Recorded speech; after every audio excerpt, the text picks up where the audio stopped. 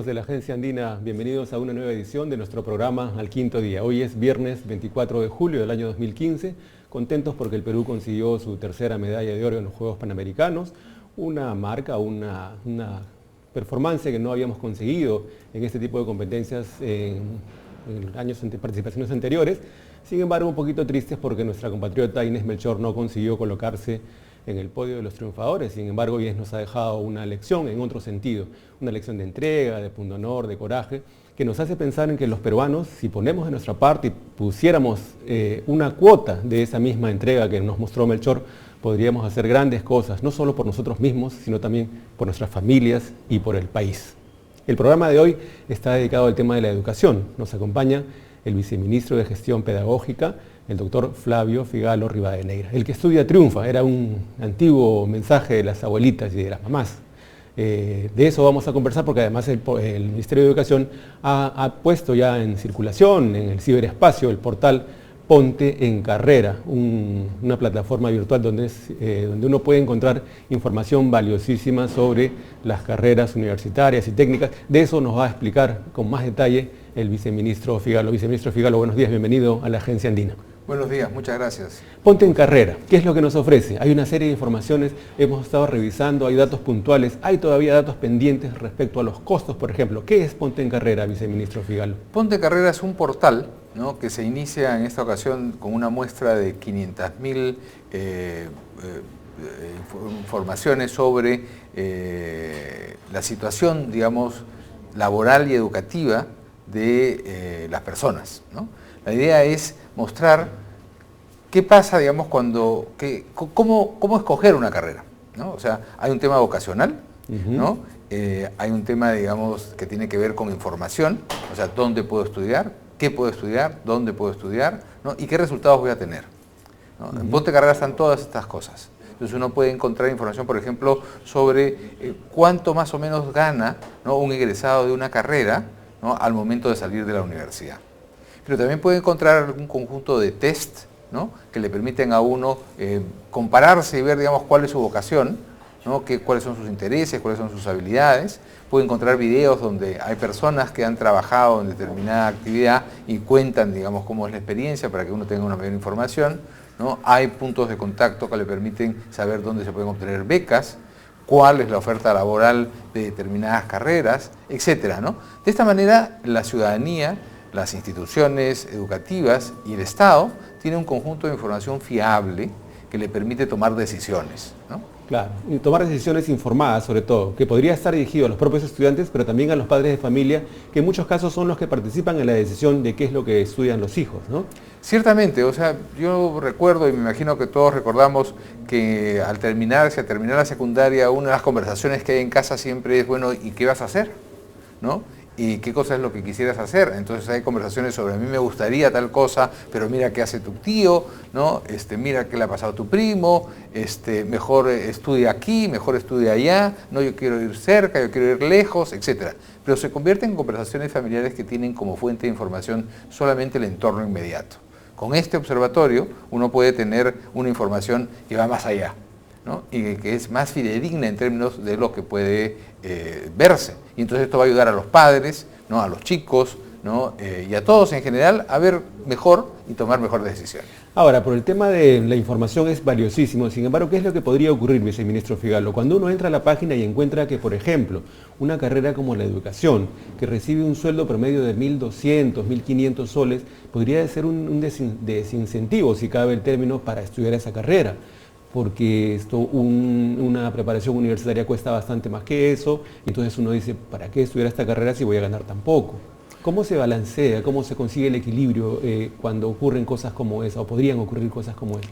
Mire, eso es un indicador, por ejemplo, de cómo es que hay que tomar decisiones al respecto, ¿no? O sea, cómo es que, en este caso, el Estado peruano tiene que tomar algunas decisiones.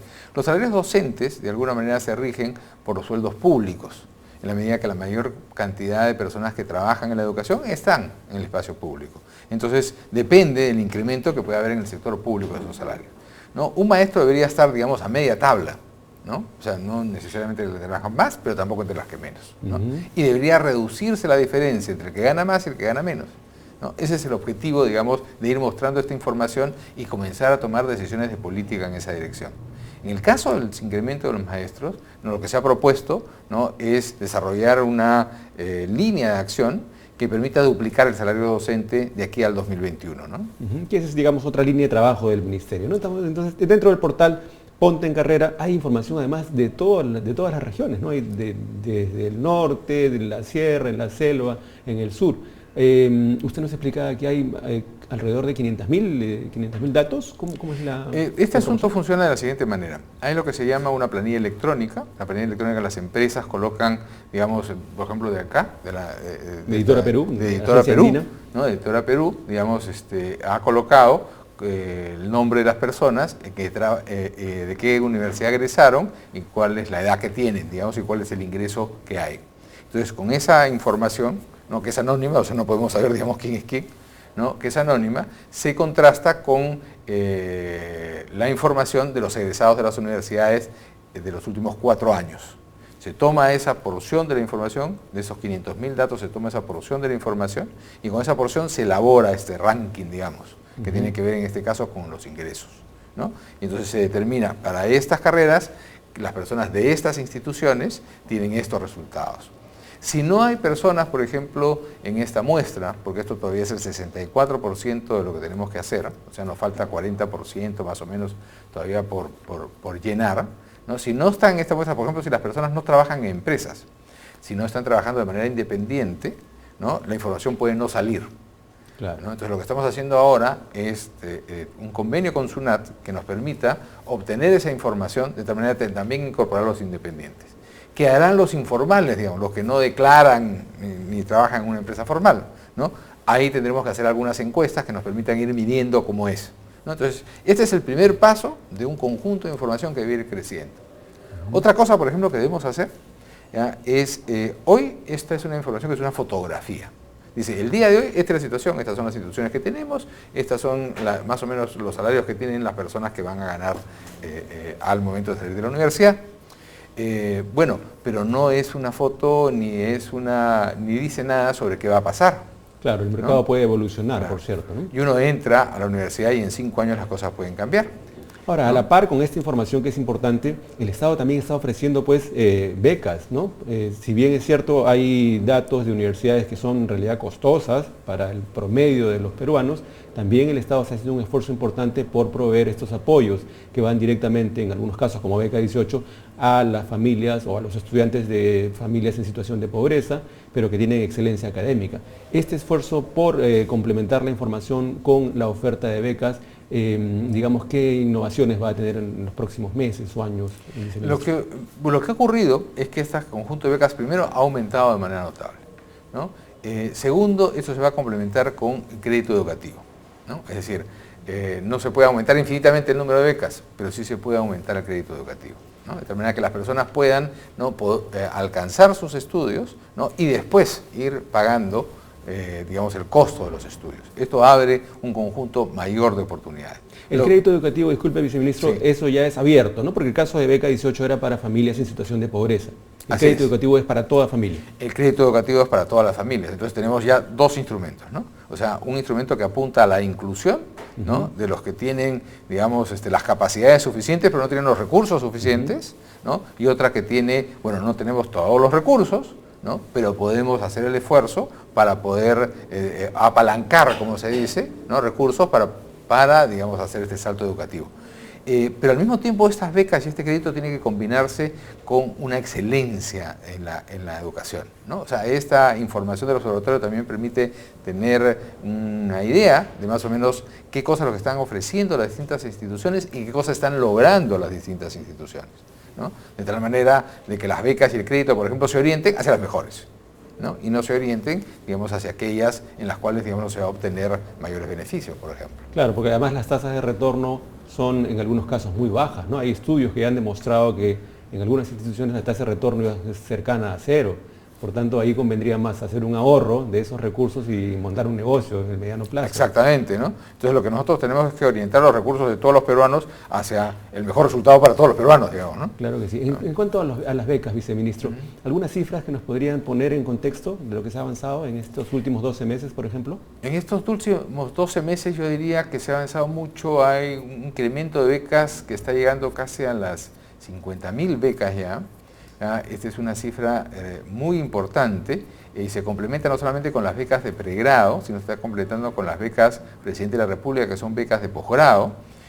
Nosotros tenemos, así como tenemos una relación de cuáles son las mejores universidades e institutos en el Perú para poder, digamos, becar ahí a los chicos, ¿no? Tenemos también una relación de cuáles son las mejores universidades en el mundo, ¿no? Y becamos a los chicos también para las mejores universidades en el mundo.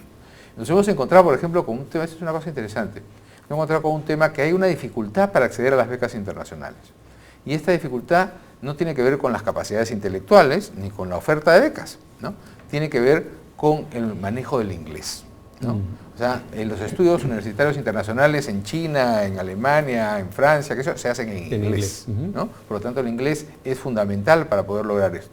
Nuestra población tiene un bajo dominio del inglés. Entonces ahora lo que estamos haciendo es comenzar en la secundaria con un proceso de aprendizaje del inglés que permita ir ganando este espacio. O sea, hay oportunidades, pero no las estamos aprovechando por este asunto. Entonces, el sistema educativo tiene que comenzar a responder para organizar los procesos de tal manera que poder obtener lo mejor de ellos, ¿no? Y esta enseñanza de inglés tiene además que ver con esta propuesta que ya se está aplicando en algunos centros educativos de ampliar la jornada educativa, ¿no? Jornada completa. ¿Cuántos colegios están ya en el sistema de jornada completa, viceministro? Tenemos 1000 colegios ya en jornada completa, vamos a tener un número similar, ¿no?, para el próximo año. Estamos buscando además ampliar también el programa de inglés a las que no tienen jornada completa y ampliar un poco a los últimos grados de primaria, ¿no? Nos hemos puesto metas altas, ¿no?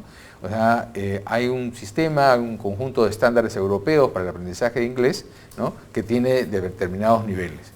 Estamos utilizando esos estándares de tal manera de fijarnos metas que nos permitan que los alumnos logren, ¿no?, resultados medibles y que sean efectivos, de tal manera que puedan ser comprobados por instituciones internacionales y esto les permite acceder, pues, a mejores oportunidades, ¿no? Claro. Entonces estamos hablando de 3 soportes básicos para mejorar lo que es la educación en el país. Este portal informativo Ponte en Carrera, la posibilidad de aprender inglés desde los primeros años de la educación y todo este paquete de becas que benefician tanto a la población en situación de pobreza como al general de familias en nuestro país. Ese es un tema que se enlaza además, viceministro, con el tema, con la educación superior, y de ese asunto quisiéramos conversar con usted en el siguiente bloque del programa para abordar además la adecuación de las universidades públicas en primer momento a lo que es la ley universitaria.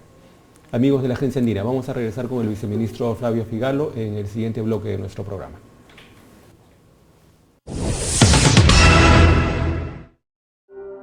¿Nunca has sentido que te falta algo?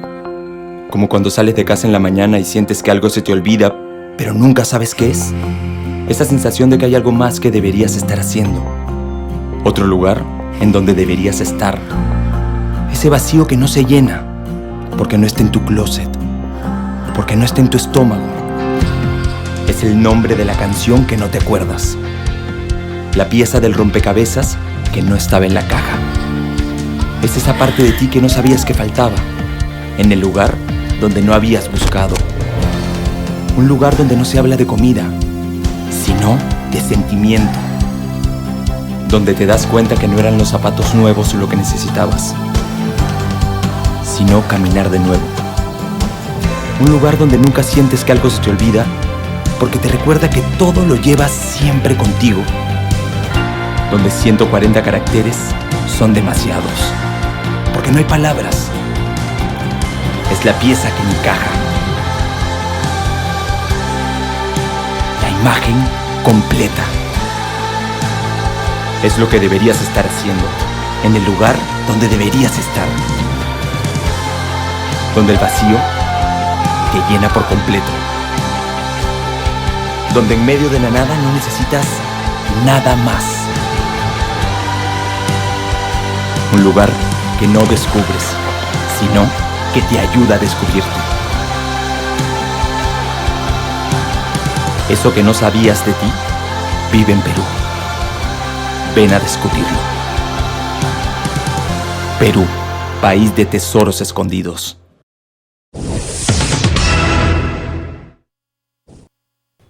Amigos de la Agencia Andina, me tomo un par de segundos para presentar la edición de hoy del Diario El Peruano, con información sobre los esfuerzos que se realizan desde el Poder Ejecutivo, desde el Gobierno Central, para la reducción de la pobreza con inclusión. Los resultados de los programas sociales en nuestro país han permitido que muchas familias puedan superar las condiciones de pobreza y pobreza extrema, sobre todo en los bolsones donde esta situación se concentra, que es principalmente en la zona altoandina y algunas zonas de la Amazonía. También tenemos en la edición de hoy nuestro suplemento cultural Variedades, con la portada de la central dedicada al trabajo del Ballet Municipal de Lima, que en esta temporada está presentando la obra La Bella Durmiente. El ballet, así como la Feria del Libro, son alternativas para las familias en estos días feriados de fiestas patrias, sin perder de vista que es una celebración que debe llevarnos a la reflexión sobre lo que hacemos nosotros para construir nuestro país.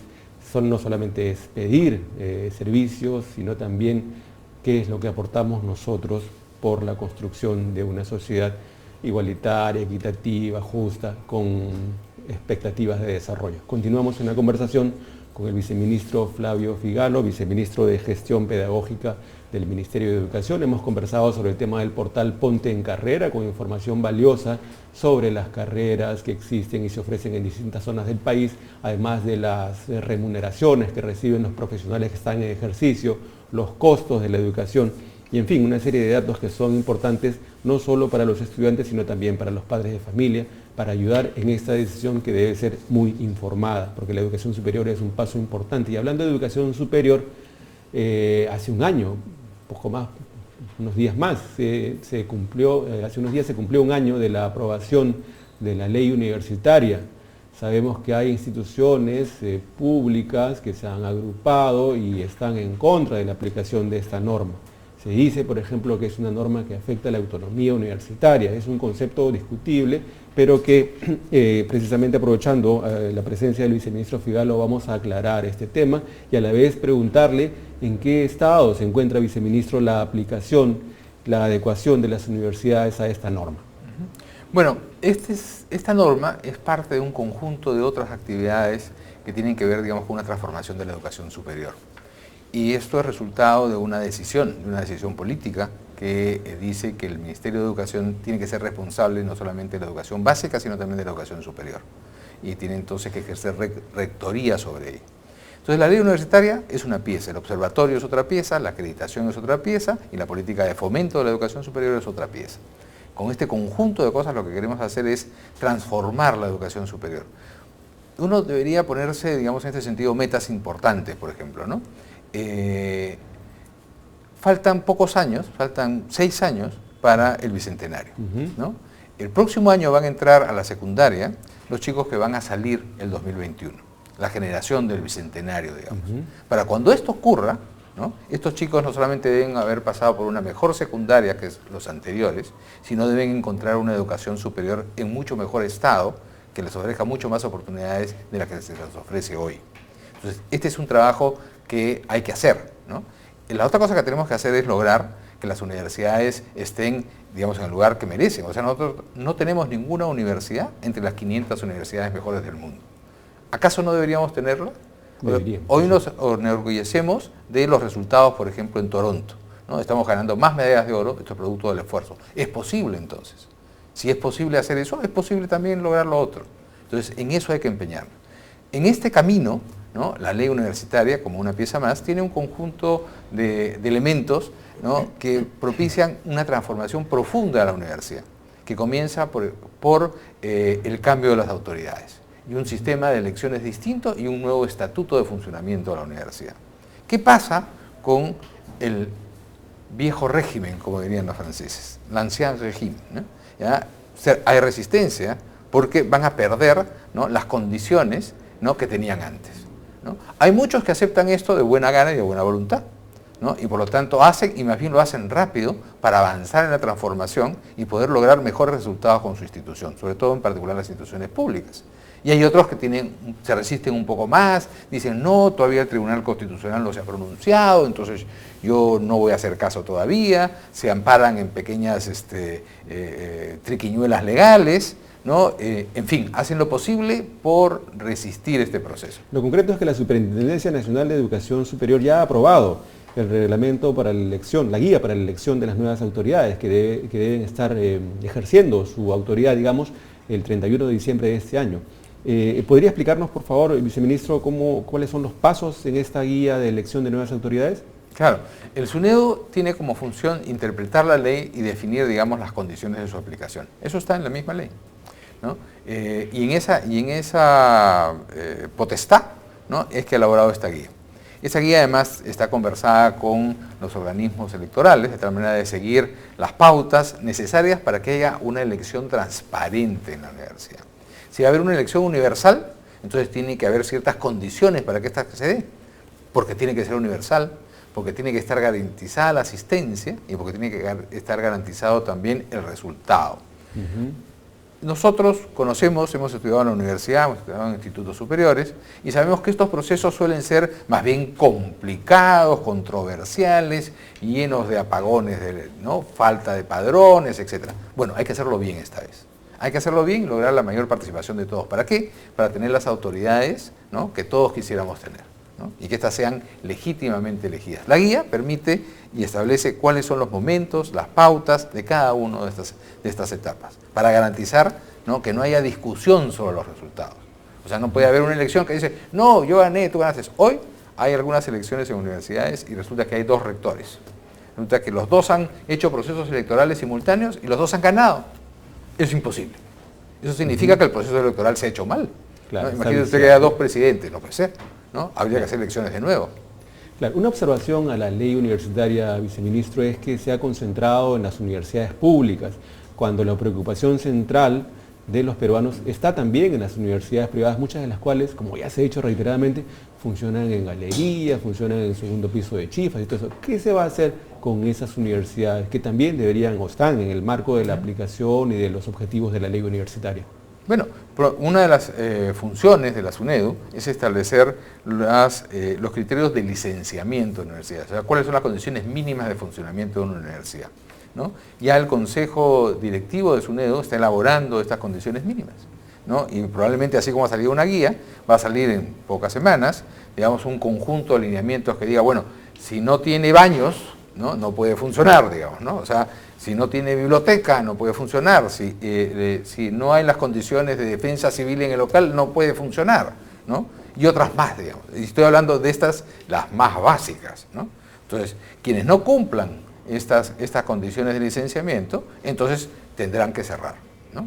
Se dará, dependiendo de la situación, plazos, ¿no?, para que puedan haber adecuaciones, pero lo que nos importa es que esto se haga lo más rápido posible y no se afecte a los estudiantes, ¿no? Es decir, si hay que cerrar una institución, por ejemplo, ¿no?, lo que hay que buscar es qué hacer con los estudiantes, de tal manera que los estudiantes no pierdan, ¿no?, la condición de las posibilidades de seguir estudiando la carrera en la que están, ¿no? Pero ese listado de condiciones va a salir en las próximas semanas. Va a salir en las próximas semanas. Este es parte del trabajo fundamental de la SUNEDU, ¿no? ¿Qué va a pasar, ya para cerrar, viceministro, qué va a pasar si las universidades que están agrupadas a la vez en una asociación se resisten a la aplicación de la ley? Bueno, hay mecanismos para que la ley se aplique, ¿no? O sea, las leyes no existen solamente en el papel, ¿no? O sea, están las instancias legales del Poder Judicial y están las instancias que permiten, digamos, que las personas que incumplen la ley sufran, digamos, las penalidades que tienen que sufrir, ¿no? Y nosotros, y la SUNEDU, ¿no?, hará que todas estas cosas confluyan en el cumplimiento de la ley, ¿no? Nosotros no vamos a entrar a patadas a ningún lugar, ¿no?, pero nosotros no vamos a dejar de empeñarnos en el cumplimiento de la ley, ¿no? Bien, viceministro, tómense unos segundos para enviar un saludo por Fiestas Patrias a los peruanos. Muchas gracias. Bueno, este es un momento especial, creo yo, el tema de Fiestas Patrias, y es importante para el sector de educación. Y es importante porque las Fiestas Patrias tienen que ver con dos conceptos, la felicidad y la libertad. La felicidad y la libertad son dos palabras que se mencionan mucho en el momento de la independencia. Pero la felicidad y la libertad han cambiado respecto de los últimos 200 años. Hoy la libertad tiene que ver con las capacidades que tienen las personas para elegir. Y las capacidades de elección de las personas dependen de su educación. Una persona con más educación tiene más posibilidades de elegir entre diversas cosas, tiene más oportunidades que puede aprovechar y por lo tanto puede tener más oportunidades de lograr la felicidad. Educación entonces es libertad y felicidad también hoy. Interesante la reflexión, viceministro Figalo. Amigos de la agencia Andina, con las palabras finales del viceministro de Gestión Pedagógica, Flavio Figalo, nosotros nos despedimos hasta la siguiente semana, deseándoles también unas felices fiestas patrias, que sea un momento de reflexión para pensar nosotros mismos qué es lo que podemos hacer como personas, como familias, como sociedad por nuestro país. Feliz 28.